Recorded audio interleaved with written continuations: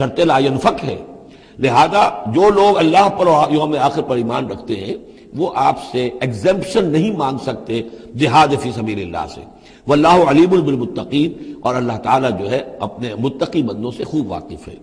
انما یستاذنک الذین لا یؤمنون باللہ والیوم الآخر، اصل میں جو اجازت مانگ رہے ہیں آپ سے، ایگزمپشن مانگ رہے ہیں، رخصت مانگ رہے ہیں، یہ وہ لوگ ہیں جو حقیقتاً اللہ پر اور یوم آخر پر ایمان نہیں رکھتے۔ وارتابت قلوبہم، اور ان کے دل جو ہے شکوک میں پڑ گئے ہیں۔ سورہ حجرات کی اس آیت میں کیا ہے؟ انما المؤمنون الذین آمنوا باللہ ورسولہ ثم لم یرتابوا، پھر شک میں نہ پڑے۔ یہاں فرمایا وارتابت قلوبہم، ان کے دلوں کے اندر شکوک کے ڈیرے ہیں۔ فَهُمْ فِي رَيْبِهِمْ يَتَرَدَّدُونَ، اور وہ اپنے اسی شک و شبے کے اندر بھٹک رہے ہیں۔ تردد بھی یہی ہوتا ہے، تذبذب، تردد، چلوں نہ چلوں، یہ جو متردد ہو جاتا ہے آدمی، کبھی چاہتا ہے چلنا چاہیے بھائی، ورنہ تو یہ کہ اب جو ہے بالکل پردہ فاش ہو جائے گا اور میں منافق قرار دے دیا جاؤں گا، اس کے بعد پھر یہ کہ پھر نہیں، کوئی نہ کوئی جھوٹی بہانہ بناؤ، قسم کھا لو۔ وَلَوْ أَرَادُوا الْخُرُوجَ لَأَعَدُّوا لَهُ عُدَّةً، اور اگر انہوں نے نکلنے کا ارادہ کیا ہوتا تو اس کے لیے ساز و سامان فراہم کرتے، جیسے کہ کیا جاتا ہے، آدمی سفر کے لیے تیاری کرتا ہے، انہوں نے تیاری نہیں کی۔ وَلَكِنْ كَرِهَ اللَّهُ انبعاثَهُمْ، تو اللہ تعالیٰ ہی نے ان کا نکلنا پسند نہیں فرمایا۔ فَثَبَّتَهُمْ، اور ان کو بوجھل کر دیا، ان کو روک دیا۔ وَقِيلَ اقْعُدُوا مَعَ الْقَاعِدِينَ، اور ان سے کہہ دیا گیا رہو، بیٹھنے والوں کے ساتھ تم بھی بیٹھ رہو۔ اس کی حکمت آگے آئے گی۔ لَوْ خَرَجُوا فِيكُمْ، اگر یہ نکلتے آپ کے ساتھ، اے مسلمانوں تمہارے ساتھ، مَا زَادُوكُمْ إِلَّا خَبَالًا، تو نہ اضافہ کرتے تمہارے لیے مگر خرابی کا۔ دلوں میں روگ تھا، وہاں جا کے فتنے اٹھاتے، آپس میں لڑاتے، کوئی اور کچھ کرتے، لہذا ان کا بیٹھ رہنا بھی حکمت پر مبنی ہے، اللہ تعالیٰ کی طرف سے، گویا کہ اس میں بھی ایک خیر ہے، گویا کہ بندہ مومن کے لیے تو خیر ہی خیر ہے، ادھر بھی خیر ادھر بھی خیر، لیکن منافق کے لیے شر ہی شر ہے، ادھر بھی شر ادھر بھی شر۔ لو خرجوا فیکم، اگر یہ نکلتے تمہارے ساتھ، ما زادوکم الا خبالا، تو یہ نہ اضافہ کرتے تمہارے لیے مگر برائی کا، خرابی کا۔ ولا اوضعوا خلالکم، اور یہ گھوڑے دوڑاتے تمہارے مابین، یبغونکم الفتنہ، تمہارے لیے فتنے پیدا کرنے کے لیے۔ وفیکم سماعون لہم، اور تمہارے اندر ان کے بعض جاسوس بھی ہیں، یا تمہارے اندر بعض لوگ ہیں جو ان کی باتیں بڑی توجہ سے سنتے ہیں۔ یہ دونوں ترجمے ہوں گے۔ واللہ علیم بالظالمین، اور اللہ تعالیٰ ظالموں سے خوب واقف ہے۔ یعنی تمہارے اندر ہے مسلمانوں بعض نیک دل، وہ منافق نہیں ہیں، نیک دل سادہ رو مسلمان ہیں جو ان سے حسن ظن رکھتے ہیں، ان سے کوئی تعلق رکھتے ہیں، دوستی رکھتے ہیں، ان کی بات توجہ سے سنتے ہیں۔ تو اگر یہ ہوتے تمہارے لشکر میں ساتھ اور یہ کوئی فتنہ اٹھاتے تو وہ جو صالح، جو سادہ لو مسلمان تھے، وہ ان کی بات سن کر کسی فتنے میں مبتلا ہو سکتے تھے۔ اور ایک ترجمہ وہ ہے کہ ان میں جاسوس موجود ہیں۔ لَقَدِ ابْتَغَوُا الْفِتْنَةَ مِنْ قَبْلُ، یہ اس سے پہلے بھی فتنے اٹھاتے رہے ہیں۔ وَقَلَّبُوا لَكَ الْأُمُورَ، یہی لفظ فتنہ آیا اس حدیث میں جو میں سنا چکا ہوں آپ کو۔ علماء سوء کا کردار کیا ہو جاتا ہے؟ علماءہم شر الناس تحت عدیم السماء، من عندہم تخرج الفتنۃ وفیہم تعود۔ جھگڑے، لڑائیاں، فتوے، اور ایک دوسرے کی وہ تفرقہ جو ہے اور اس کے اندر شدت ہے، یہ کام ہے۔ لَقَدِ ابْتَغَوُا الْفِتْنَةَ مِنْ قَبْلُ، یہ فتنے اٹھاتے رہے پہلے بھی۔ وَقَلَّبُوا لَكَ الْأُمُورَ، اور اپنی امکانی حد تک اے نبی آپ کے لیے معاملات کو تلپٹ کرنے کی کوشش کرتے رہے، بدلتے رہے۔ حتیٰ جاء الحق، یہاں تک کہ حق آ گیا جزیرہ نماء عرب میں، تو فیصلہ ہو گیا، اللہ کے دین کا غلبہ ہو گیا۔ وَظَهَرَ أَمْرُ اللَّهِ، اللہ کا امر ظاہر ہو گیا، غالب ہو گیا۔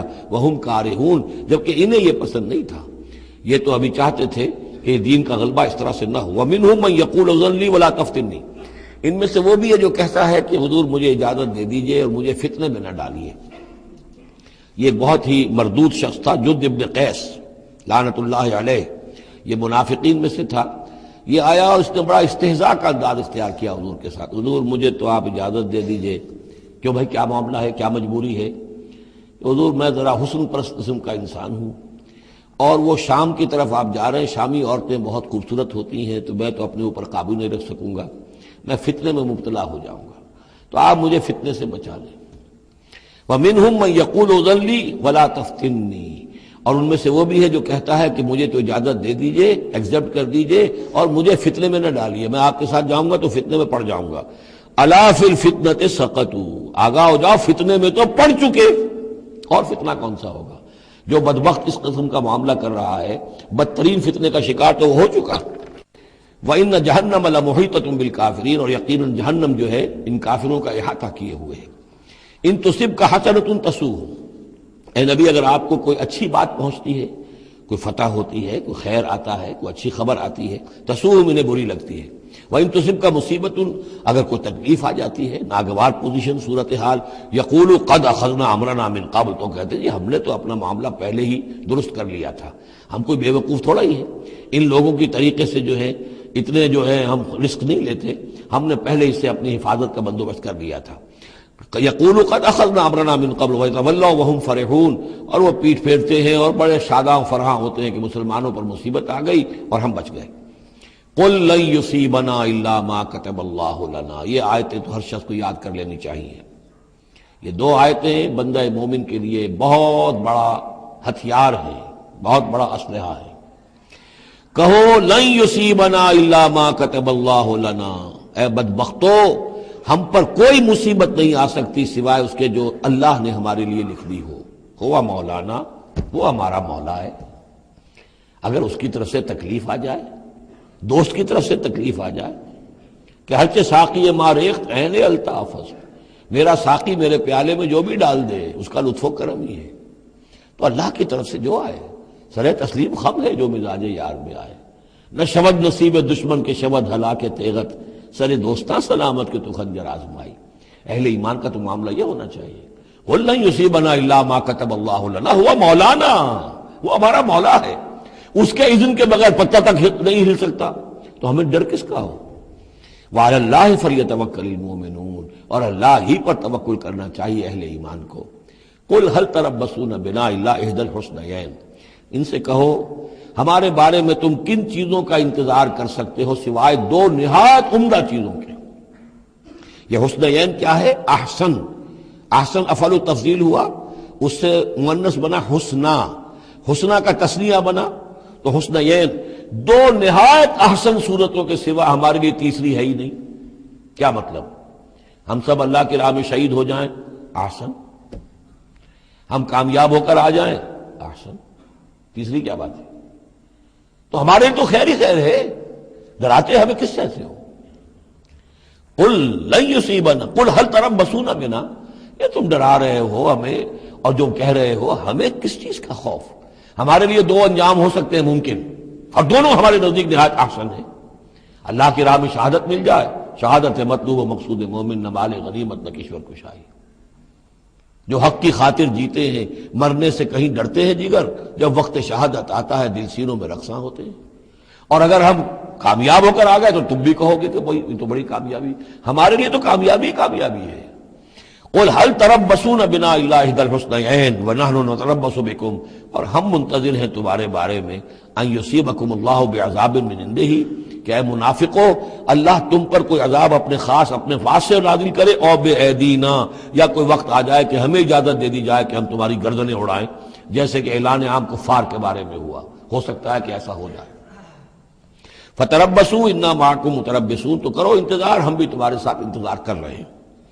قل انفقوا طوعا وكرها، اب یہ ایک اور بات ہوتی ہے جی میں جا تو نہیں سکتا، یہ چندہ حاضر ہے، کچھ پیسے جو ہے میں لے آیا ہوں، ساز و سامان، لیکن مجھے آپ ایگزمپٹ کر دیں، یہ چندہ قبول کر لیں۔